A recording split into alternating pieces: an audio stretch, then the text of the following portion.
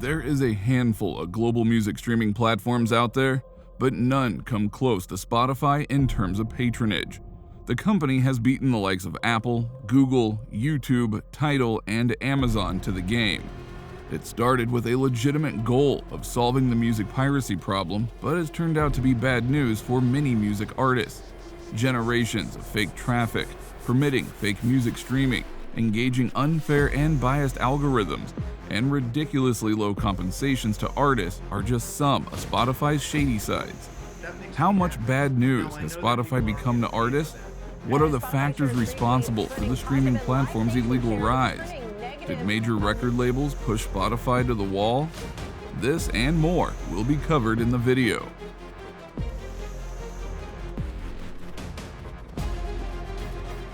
What happened before Spotify?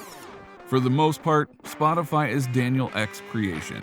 He ventured into tech-related businesses in his early teenage years and kept on with it. As early as 18 years, he was already charging thousands of dollars to create websites for clients. At 23, Daniel made slightly over $1 million from selling his advertising company, Advertigo. Like most people at that age, so much money to spend, Daniel started living an extravagant lifestyle. This is as he spent a fortune on cars, partying, and fanfare at large. But Daniel would go on to feel unfulfilled by the fanfare. He thought to do something purpose-driven and put the money earned from the sales of Advertigo to good use. Daniel tried his hands on some businesses, but would eventually find luck with Spotify. However, there is more to this statement, as there were many twists and turns. But before we get right to this, let's talk about what Spotify brought to the table to the music industry. Piracy was fast becoming a big issue for the music industry, especially as the internet started taking center stage. Websites such as Napster were at the forefront of this act.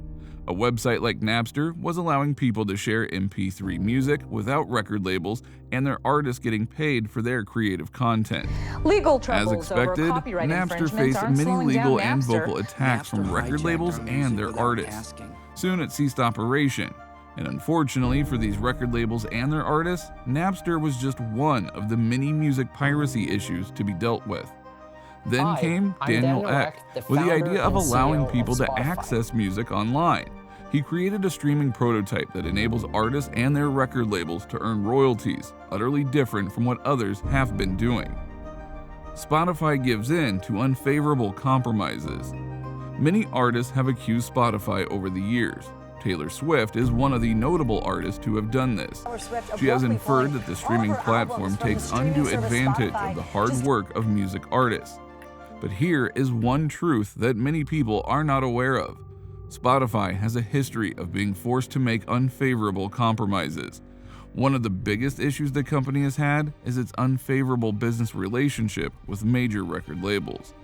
Spotify has often been at the mercy of record labels. The reason is that it has to make use of their music. As such, these major record labels control a larger chunk of the company's revenue and shares. It got so bad that despite the massive rise of Spotify, it started running at an operating loss. Daniel Ek needed to think outside the box, explaining some reasons for the streaming platform's dark sides. The shady things Spotify does. Spotify started with a legitimate goal of solving the online music piracy problem. This is by allowing people to stream music and have music creators get paid for their work.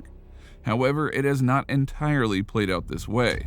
Shockingly, Spotify has been discovered to act shady in some ways. The world's most popular music streaming platform has done this by generating fake traffic, paying little or no attention to fake music streaming, unfair algorithms, and paying peanuts to music artists. Spotify generates its revenue by allowing the promotion of paid ads to its free subscribers and payment from paying subscribers. Promoting paid ads to free subscribers accounts for around a tenth of the streaming company's earnings. This as businesses and organizations pay for the traffic that views their ads on the platform.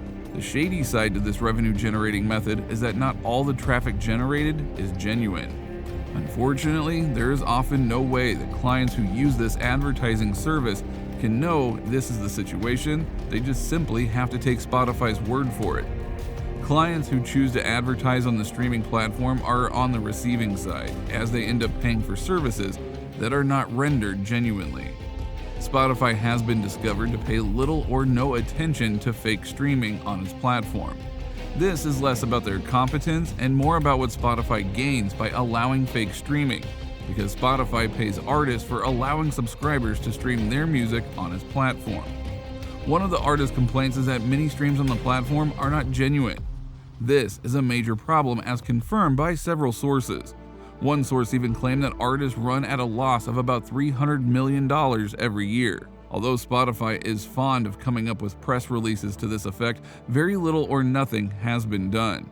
This results from selfish interest on Spotify's part, and they are not the ones running at a loss. They benefit in some ways from fake streams, as they do not have to pay the artists for such streams, and they earn in the process. The streaming platform's biased algorithm is another shady side to its operations. Spotify has adjusted its algorithm several times to favor certain types of music at the expense of others. For the most part, royalty-free and cheap royalty music are better at getting many streams on the platform.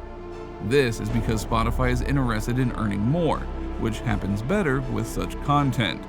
Unfortunately, this is not in the best interest of music artists and even their record labels, who have worked hard to produce good music. For Spotify, it is less about the quality of the music and more about the revenue-generating power of the music. Despite being the world's most used streaming platform, Spotify does not compensate artists well enough. At least this is when you compare them to the likes of Apple and a few others. The stakes are even lower for artists in some parts of the world. Artists from such parts earn way less than their counterparts in others. For the most part, artists that allow streaming their music on this platform do not make more than 0.005 cents for a single stream. Many artists even earn as low as 0.003 cents for each stream. The streaming earnings are considered ridiculously low by many artists.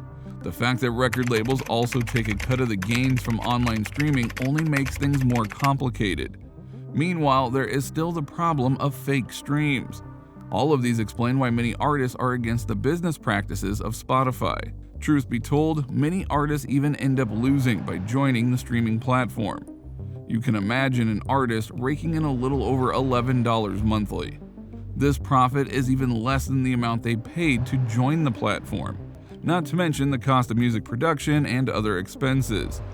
All of these dark sides of the world's most patronized streaming platform have caused many controversies, and many people are asking questions. One of the questions is if Spotify is any better than piracy. For most artists on the platform and analysts, the answer is a big no. However, it should be noted that Spotify is not the only culprit here. As a matter of fact, Spotify's determination to deal with the odd demands of major record labels gave rise to some of its dark sides. For example, Spotify only gets 30% of its earnings. A larger share of the revenue goes to the major record labels, and these same major record labels also have large shares in the company. So accusing fingers should not only be pointed toward Spotify. The major record labels are also culprits and should face the wrath of the artists as well. Little wonder more indie artists are cropping up. Spotify came into the picture to solve the problem of pirating music content by the likes of Napster. Years after, many artists and analysts are still asking if Spotify is good news. This as these artists have to deal with the problems of biased ranking algorithms, fake streaming, meager streaming royalties, and many more odds. Sadly but true, the world's most popular streaming platform is hinged on a shady system. Just so you know, Spotify is not the only streaming platform and player in the music industry with shady acts. There is a long list of shady dealers here and there, so the deeper you look, the more stunned you get.